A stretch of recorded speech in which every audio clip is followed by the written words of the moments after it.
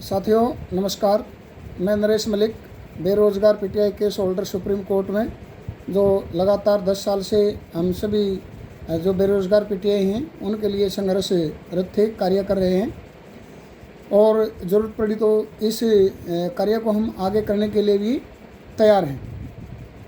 साथियों, इस केस में दो बातें निकल कर आई हैं।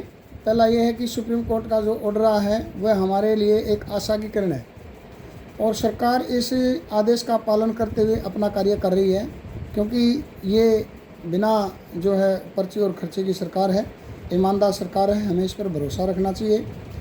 और ये जो ऑर्डर आया है ये हमारे लिए पॉजिटिव है।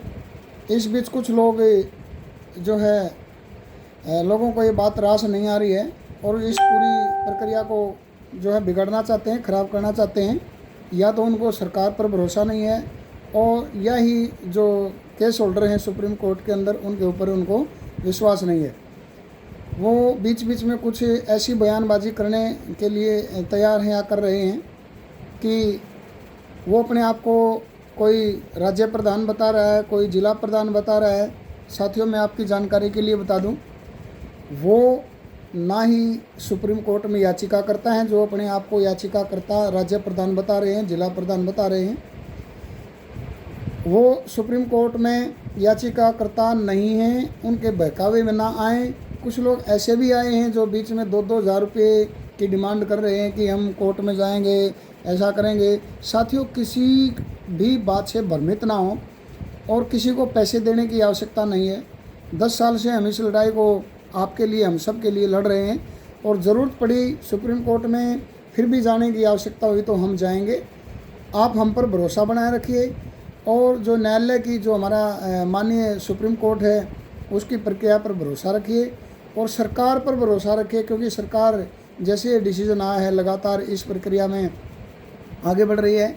चाहे उसमें ये हमारे लिए न्यू अपॉइंटमेंट के लिए जो एप्लीकेशन मांगी गई हैं, न्यू एप्लीकेशन मांगी गई हैं, जिन्होंने 2006 में इस भर्ती प्रक्रिया में जो शामिल हुए थे उन्हीं को इसमें शामिल किया गया, नंबर 1 बात। दूसरी बात ये है कि जो पीटीआई का रिलीव का ऑर्डर आया है वो भी सरकार ने दिए हैं। तो सरकार साथियों इस ऑर्डर को फॉलो कर रही है और वो सही दिशा में आगे बढ़ रही है। सरकार पर भरोसा रखें और आपके जो साथी संघर्षरत 10 साल से सुप्रीम कोर्ट के अंदर हैं उन साथियों पर भरोसा रखें। ये बिल्कुल हमारे साथ सही होगा। सिर्फ भ्रमित ना होकर के आप अपने टेस्ट की तैयारी करें, क्योंकि टेस्ट होना 200 नंबर का, 25 नंबर का इंटरव्यू है। साथियों, इधर उधर की बातों में अपना माइंड डाइवर्ट ना करके मैं आपसे ये रिक्वेस्ट करूँगा कि आप केवल अपनी स्टडी पे फोकस करें और केस की ज़रूरत पड़ी तो हमें आपके पैसे की ज़रूरत नहीं है। साथियों, 10 साल से हम जिस लड़ाई को लड़ रहे हैं आगे भी लड़ेंगे।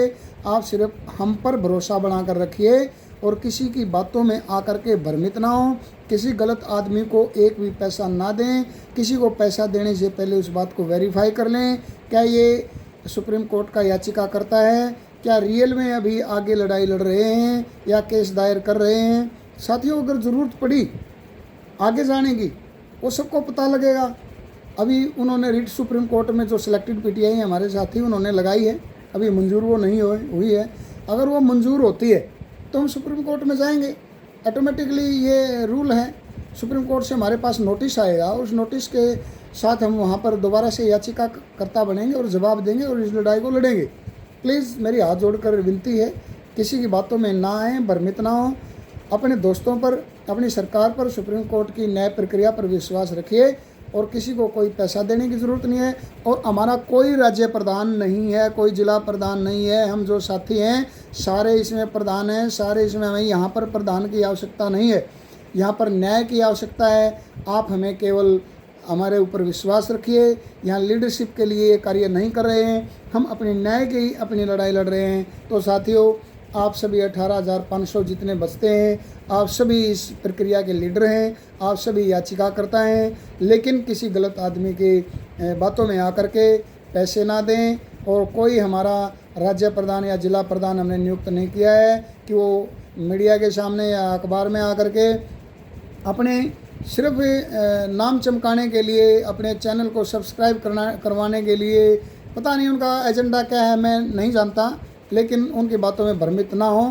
केवल आप अपनी सरकार पर, अपने साथियों पर, न्याय प्रक्रिया पर भरोसा रखें और अपनी तैयारी करते रहें। अपने जल्दी ही एग्ज़ाम होने वाला, जुलाई में ही एग्ज़ाम हो जाएगा, उसके लिए अपनी तैयारी करें। धन्यवाद साथियों।